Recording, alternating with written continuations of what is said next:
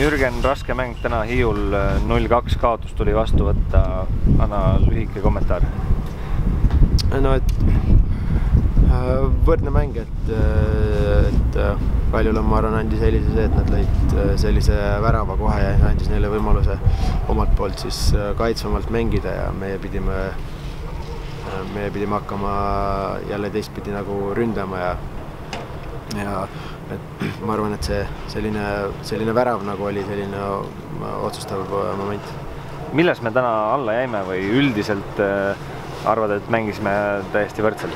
Me mängisime, ma arvan, võrdselt, et teine poolek oli ainult 4 lööki, et kuigi meil oli ka raskusi löögile jõudmisega, aga sellise kahe võrdse meeskonna heitluses ongi väga raske nagu näha, et üks teisest nagu väga palju üle oleks ja siin ongi nagu alati momente raske tekitada. Esimene värav üsna süütust, ootamatust olukorrast ja sealt edasi algas meie jaoks üks selline nii-öelda otsimine ja päästmine. Jah, et selliseid väravaid vahest, ütleme, lüüakse, et tõesti ilus värav ja selle vastu on väga raske ka midagi teha.